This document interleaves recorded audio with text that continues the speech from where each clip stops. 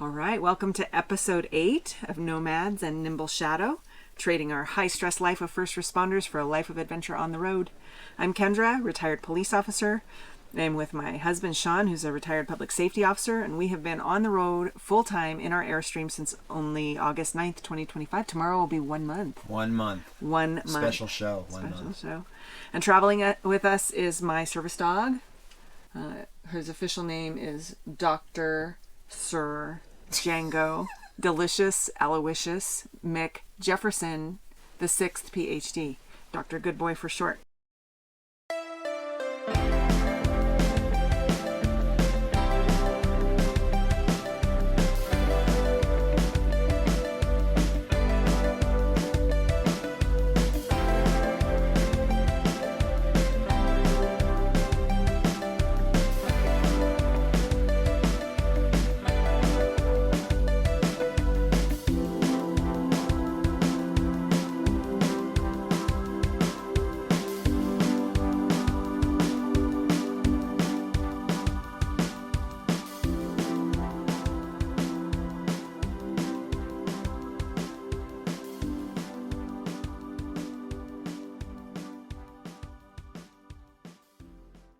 What's today's date and where are we, babe? Thank you for asking. Today's date is the 8th. It's Monday. I never know what day of the week it is. I might know the number, but now... But Monday is your favorite day because... Monday is my favorite day. Why? Well, Mondays suck because everything's closed on Mondays. Yeah. And that's one of my biggest pet peeves in the entire universe. Yeah. I know, you get so mad. And I have this, it's embedded in me for so long. When you work shift work and you get off on a certain day, especially in the firehouse, I would get off on Mondays exhausted and I'd have to go home and take care of the kids' stuff or whatever I'm going to do. The thing I looked forward to was a cup of coffee and a nice scone from Companion Bakery to make my transition to home life smooth. This episode not sponsored by Companion Bakery. I do not own a business, but can we stop closing businesses on Mondays? People don't like to eat breakfast on Mondays. Anyway, that's what started it. So, as luck would have it, every time I'd get off work, not every time, but I'd feel like I'd drive to Companion Bakery, an hour drive, right before I got home, pull into the parking lot, and then my whole day was ruined because the sign that said, closed on Mondays. Why? Why are you closed on Mondays? So that's been my pet peeve forever, and I've noticed that half the entire world in America closes on Mondays. Hire one more person. I mean, it's gonna be worth it. Nothing like making friends and loyal followers. I'm just trying to make a point. Like, the whole reason I'd want to have a podcast, especially by myself, is what is up with the close on Mondays? Well, someone call in from a business and tell me how that's lucrative in any way. If I make $100 on Mondays because it's the really slow day, but I have to pay my employee $150 to be there all day, I'm losing money. So they look at what are the days that we make the least amount of money, and that's the day they close. If it's a small family-run business or a small-town business especially, they need a day off. Like, usually the business owner is working 7 days a week. They need a day off. So okay, I have 2 answers for that. The business owner doesn't need to be there every day. Trust your people. Give them a little bit of a lead to trust your people and let the business run. Or hire a manager. That's what they're for. Secondly, Companion Bakery, for the most part, all the time had a line out the door. And they'd run out of stuff so early. Run out of stuff. Tuesday through Sunday, they're open, and their hours I think they're open from 7 to 4, 6 to 4, something like that. Yeah. They were always packed, and they sold out of stuff all the time. Yeah. So they don't need to be open on Mondays. They can afford to take a day off. Nobody really wants to make money. No one's in a business model to make money. But I would, having not run a business like that, I have to trust that all of these businesses that do that are doing it for a reason. It's the cost analysis they're looking at, and it's better to close on Mondays and have that day off than it is to pay your staff and all of that, the production costs and everything that goes into running that business for the day. They historically then probably don't make money on money. Why not do it 2 days a week then? Why not close 2 days a week? Because Some do. Yesterday or today, the guy was like, Monday. Yeah, Mondays. What, in Joseph, Oregon? Yeah. The lady at the coffee shop said, yeah, on Mondays and Tuesdays. They had signs that said open only on Thursdays. That's what kind of businesses they were. I get it. Yeah. Anyway, I would like to revisit that, and I want somebody that has some sort of actual education. Because I'm the guy that would buy stuff from you on Mondays. I'm always looking for stuff on Mondays. Mm-hmm. That's my chore day. That's my day off. I don't have weekends off. You do now. Yeah, I do, but... Yeah, no. Man, you started by saying, like, every day... closing on Mondays. Every day feels like Saturday. Yeah. All right. How are you doing with time management and getting stuff done and boredom? A quick thing about that. I think we're awake... Oh, God, I have to do the math on this. 16 hours a day. We're awake 16 hours a day. Productive time, 16 hours a day. My day used to fly by with work and kids and all that kinds of stuff. And one of my mentors, when I wanted to promote to a sergeant or lieutenant, or whatever it was, said, you would be surprised how much time there is in the day if you have time management. Okay? If you spend the time wisely, you have a lot more time in the day. And I did. And after I allocated my time for that, I remember after studying and after I was done with the test and now I was in the waiting process, the days were like 36 hours long. They were so long because I had managed my time so well. This is the opposite of this. We're retired now. My time used to be managed to the minute. I'd have to go to bed at a certain time. I'd have to wake up at a certain time. I'd have to fit in 4 or 5 big things during the day.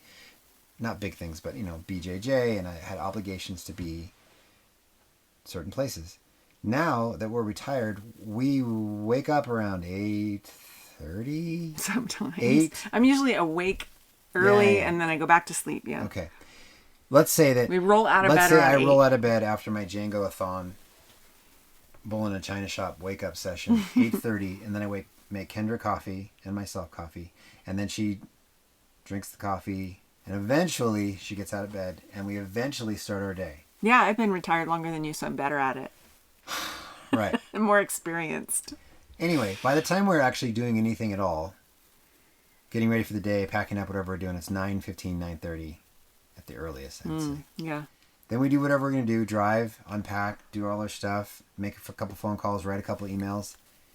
And then what time is it? 7? 7 p.m. 7 p.m. I mean, we have so many goals that we want to do. We're going to learn Spanish. We're going to learn flags of the world. We're going to listen to a book on tape. I've got no less than 4 books next to my bed. I think I've opened one of them once.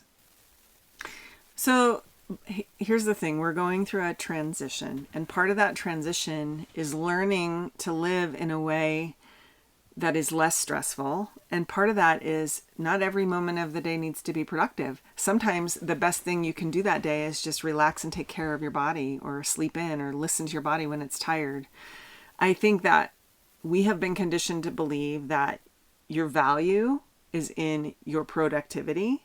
And if you're not being productive, then that's something wrong with you. And I don't agree with that. I think we're doing just fine. I think we're getting the things done that need to get done. I think it's nice and tidy and comfortable in here. We sprinkle in a little fun. We sprinkle in a little cocktail. We sprinkle in a little, playtime or whatever each day. So I think we're doing great. But I know it's uncomfortable for you because you see your giant list that you feel like you need to work your way through. It's not even that big anymore, but I mean, if one of your books is sitting on your bed and reading a book, one of your things on your list is reading a book, and you don't get it done, you're like, man, what am I doing all day? But that's the beauty of it, right? It's like aren't accountable to anybody anymore. What you're doing all day, I'm sure this episode brought to you by Sean's itchy mosquito bites. Oh. You need the little zapper thing. I need it right now. You need the heated mosquito zapper, right? Bug zapper. Yeah, I'll get it for you. Yeah. However, I feel similarly in that I feel like we could be more disciplined of like, let's get up at 7:30, do our exercises, have our coffee. But for how many years? All of school, right? Then we went right into the workplace. Like our entire lives, we've had to get up at a certain time, go to bed so that we can get up at that time. I am enjoying not doing that. I'm loving it. All right. So tell us about where we are right now. Oh, we are still, if you listened to last night's podcast, if you made it through, we are staying in Joseph. No. About 6 miles outside of Joseph at Wallowa State Park. Beautiful, gorgeous. What's one of the things you saw today for the first time in your life? Maybe. It was my first time. It was your first time, yeah. Not your first time? No. When I was in Alaska. When did you see it? I've seen it a couple of times. And a couple of times. Yeah, one Bragger. was like a fishery. I don't remember where. A fishery. There comes a time in life where you decide you want to change color and get out of the salt water or the fresh water and swim upstream and then have sex with 15 other people at the same time in a river after you turn all red. Yeah. So for the first time in my life today, I saw spawning in person. Yeah. You were excited about that. They were bright red too. And the one we were watching for a while, I have video of, it was probably 14 inches long. Sean, please stop scratching. You can hear that on it. Sorry. Thing. Sorry. Would you like this? She needs to cook my... Yes. Okay, keep talking. Anyway, the big male salmon, I'm assuming it was the male, was probably 14 inches, 16 inches long? Yeah. It's a big sucker. Yeah. So that was kind of fun to watch. Yep. I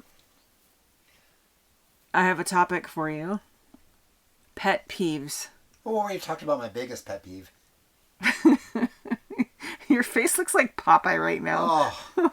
He's using the heated bug bite eradicator device. And we talked about it last time, but it's an app on my phone, and it is a little thing that plugs in and like superheats the bite itself and does something to the protein so that they no longer itch. Anyway. I'm back. Yeah. I have the big pet peeve we talked about. What's your pet peeve? I know what our pet peeve is. We learned today. I'm my own person. I'm gonna have my own pet peeve. I want to know your pet peeve. My pet peeve is bad waiters and waitresses, bad restaurant staff. So we went to a place we won't talk about the name down the street from where we are, and waited to be seated for a little bit. They put us out at this patio table. We put in our order. Takes quite a while. He brings us a charcuterie board, like on a wooden board, sets it down, disappears. We never see him again. Doesn't bring plates, doesn't bring paper towels, napkins, utensils of any kind. Never comes back. So we are like stuck there eating like savages with our fingers. Wet, flaccid asparagus. Yeah. With my hands. Yeah. Cranberry sauce. Cranberry jam. Yeah. But no way to... Yeah. So I'm like scooping it up with asparagus and pickles. I mean, come on, guys. Yeah. Let's and then go they back. bring you the iPad so that you can sign your bill. Oh, I hate that and then too. they present it to you. We're going to ask you a question. Yeah. You are? 15, 20, Can or you 25? leave the room when you ask me that question? Because I really want to shit on you. Yeah. So my lowest, I could go with 15%. Yeah. With him staring at me, I wanted to do 4%. Yeah. It's so irritating. Okay. Never been a business owner. We talked about that. Mm-hmm. Also never been a waiter. But I don't think it's that hard. Oh my God. You're going to alienate everybody. No.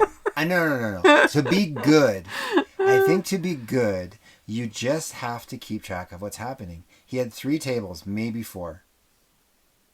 Mm-hmm.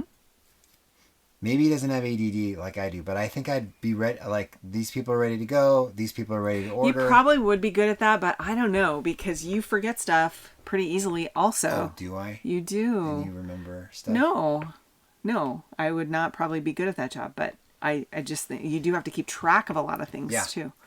Quickly. Well, if I dropped off a charcuterie board the size of a pizza box, and then no napkins, no plates, no utensils. It was cheap. It was like $22 for... It was cheap. It was good. It was mostly like, think about it. Mostly cheese? It was mostly cubed, like pre-cubed. You buy it in a giant bag of pre-cubed, coated with that like powdery kind of exterior cheese, right? 3/4 of it was cheese. A little bit of prosciutto. 4 little rolls of salami? 3 stale pieces of pita. Yeah. Cranberry Cranberry jam? Cranberry Cranberry jam sauce? or something. What do we do with cranberry sauce? And gherkins. And Gherkins are bomb. And the olives were good. Yeah. And the pickled asparagus. There was a lot of food on the plate. It was $22, which I thought was reasonable for... Well, Mandan said if we'd ordered the large, which was $4 more. Yeah, it would feed like 20 it would feed 25 people. I was like... You lost me, buddy. You lost me. Fishes and loaves over here. Yeah. Take a piece of salami, it's replaced by 3 more. Do you think that he's doing that on purpose? Like he's that guy who people ask him a question, he'll just give some ridiculous answer just for the fun of it because he hates his job or something? He did seem like he hated his job. He did. I think he hated us. Why? I think because we had Django with us. He was unhappy that the mama deer that doesn't like dogs might be frightened off. Whatever. That lives under the deck. Oh, it lives under the deck? Oh, I didn't hear that part. part. You lost me on that one, too. We have deer living under decks. I'll go with badgers, skunk, raccoon. Well, I mean, maybe it's an injured deer. Maybe it's an injured deer. They gotta go somewhere. Like, all right. Deer could want some shelter. What's your pet peeve? Well, I talked about my pet peeve. You did? We shared the waiter pet peeve. Oh. I have lots of pet peeves. Just ask me. I mean, like... The close on Mondays was the one. Mm-hmm. Oh, phone trees. Phone trees, yeah. Oh my God, I hate the phone trees. Oh. How many times have you heard me yelling agent every time I call someone? How many times? No less than 11 times, right? Yeah. Oh, agent. I hate it. I've never had a phone tree I was like, well, that was enjoyable. That was fun. Never works. Today I call an insurance company that starts with a G. And I have to go through the phone tree of questions. Is this for auto, motorcycle, or umbrella? Okay, this and this. Do you want to change your address? Yes, I want to change my address. Copy changing you to your address thing. I'm waiting on hold forever. 15 minutes later, somebody answers. Hi, I'd like to change my address. I'm sorry, that's not this department. I have to transfer you.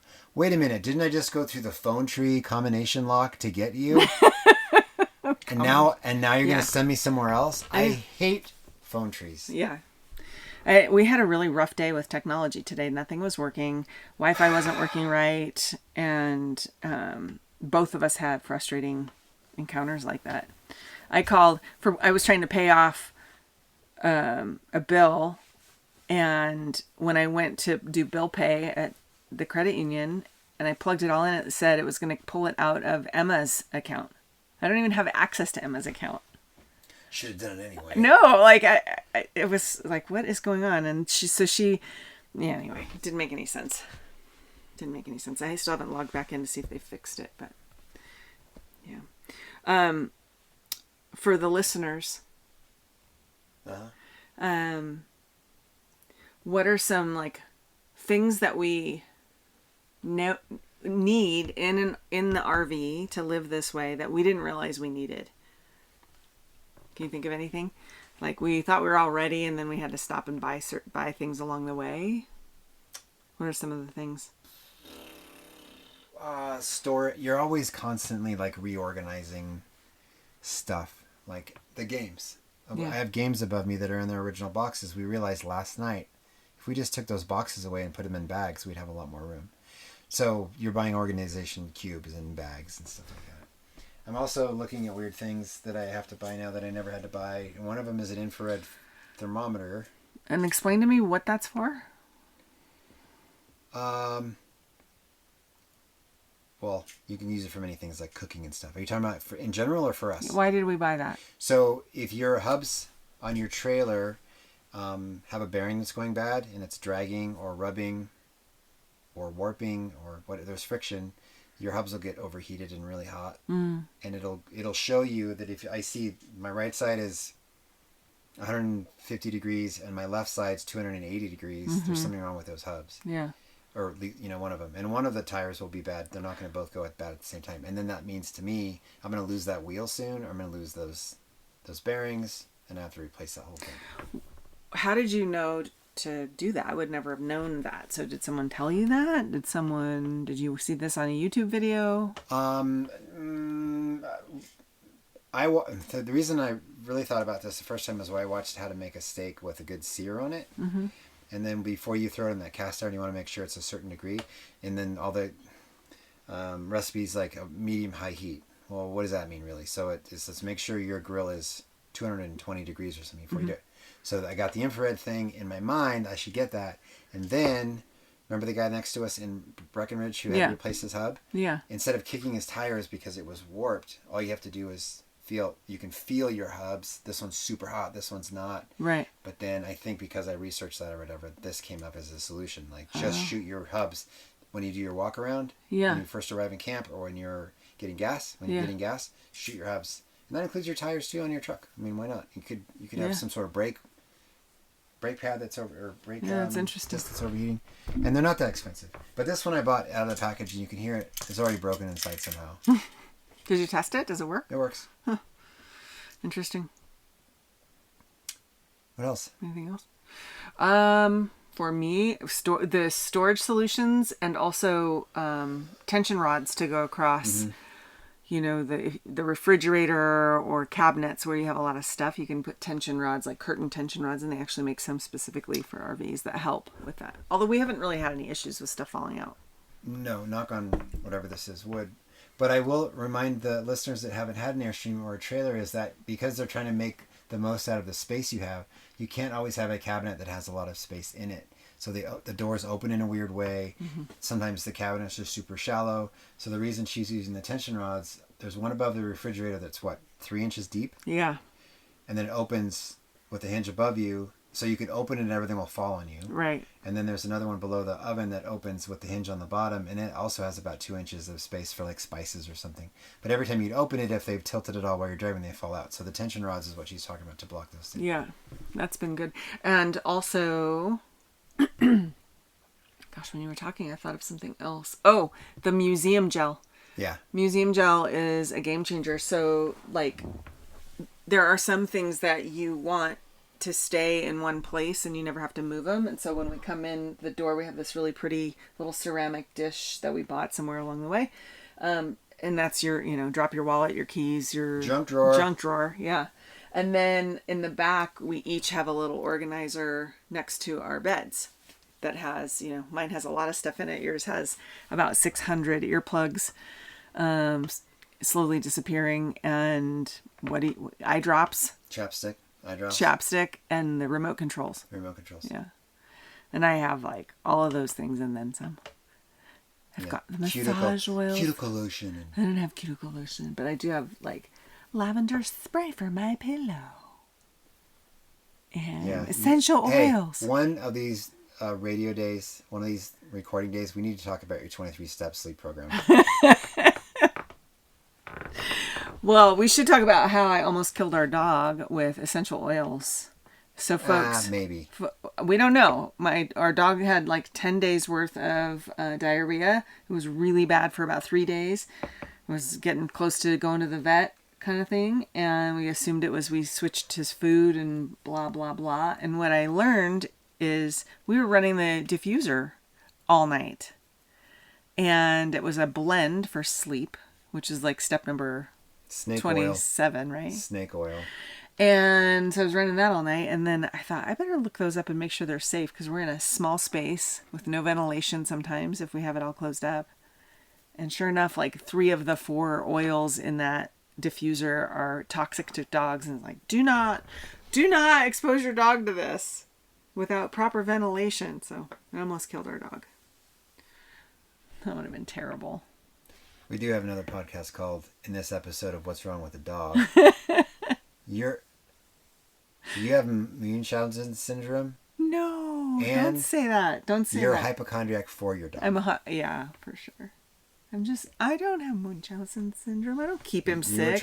You just talked about how it was accidental and I feel terrible. You gave him rabbit food. It's terrible. I threw away the diffuser. I gave it away. Oh. No more diffuser. All right. 23 minutes in. Should we call it? Mm-hmm. What about your 23-step sleep program? No, that's like it's his own episode. Right? It's his own episode. Yeah. Oh, I did have a question for you. I was thinking about earlier. I got super anxious today. And I was really aware of it. I was like, I'm feeling very anxious. I'm getting better about identifying it and saying it out loud. Like, I'm feeling anxious. I'm feeling whatever. That's the one that comes up quite a bit.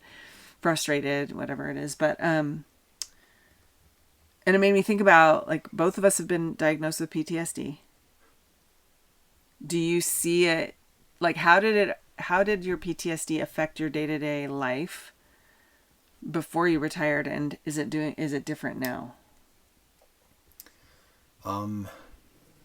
Yes. I got less and less comfortable being in crowds. The noise, the chaos, the potential of danger, the possibility, then escape, all that kind of stuff, it just makes me more and more, I just don't want to be there. And I choose not to go to those places anymore. I don't want to go. Even if I have a concert I really want to go to with a person that I really want to listen to, I can't take it for very long. It's just too much stimulation. I'm super overstimulated. And I remember going back, having a very high stressful life and job and, money stuff and whatever. And it was, building. I think PTSD takes a long time for in my case to like compound so much that it starts to affect me every day. I remember being at Costco, and for the first time ever, I had basically a panic attack at Costco because I just couldn't. I was I was freaking out. Like my heart was racing. I couldn't calm my breathing down. So I remember pulling over to the side of the aisle and just like looking down at the ground and trying not to freak out. I was trying not to freak out and leave and just try to talk to myself. And now that I'm aware of that, when I do something like that again, if I'm feeling stressed, I usually listen to music with headphones on. And I can cut out the voices and the yelling and the chaos around me, I guess. Whatever. It's just, now you're just looking at stuff with your eyes instead of hearing everything and whatever. So, does that make sense? Did I answer your question? But you don't walk around Costco with headphones on. Oh, the little earbuds one? I do. Oh, yeah. If you're not there, I do. Oh, yeah. I remember you texting me that day when you were at Costco. Yep. You're like, I'm freaking out. I don't know what to do. Yeah. And I said, just leave. Just get out of there. there. Yeah, and the bad thing about Costco is that I had no service. Yes, right? That Costco, As soon as you walk into the Costco, you have no service. Yeah. So I had no way to get anybody's help. Yeah. And then you gave me advice to leave after I left. But it was weird. Like I used to, when I was younger, and anxiety, that word became a thing. I'm anxious, or that seems to be a pretty recent thing. I was like, what's wrong with people? Just relax and don't think about it. But I've been in those situations now where I'm like, I can't be here anymore. I gotta go. And I know you're like that sometimes too. It's too overstimulating, and I can't be here anymore. Yeah. Yeah, I've always struggled with like, I can't go to malls a lot of the time. Like it's a rare occasion where I feel like I can stomach walking through a mall. I get so overstimulated by the lights and the movement, and there's so much to look at, and then the noise, everything. It's just too much, and I feel exhausted. And so I don't like it. And I want to differentiate that for you and me. It's not because you're a police officer and you're worried about an active shooter. No. It's just because, obviously that's maybe in the back of your mind. But, not really. But that's not what's setting that off. No. Yeah. No, I don't know. I think when I was working, I was a lot more... Vigilant. I had nightmares. Like a lot of times I would have night terrors, like just terrible dreams. Always horrible things, waking up crying a lot. And my sleep's gotten a lot better. It's still not great, but it's gotten a lot better than it was, where I was like up all night long sometimes. It's terrible. And then since I've retired, I feel like I'm a lot easier going. I'm a lot more able to let things go. But there are times when I jump right back into those responses, right? Into that fight or flight mode, like confrontation.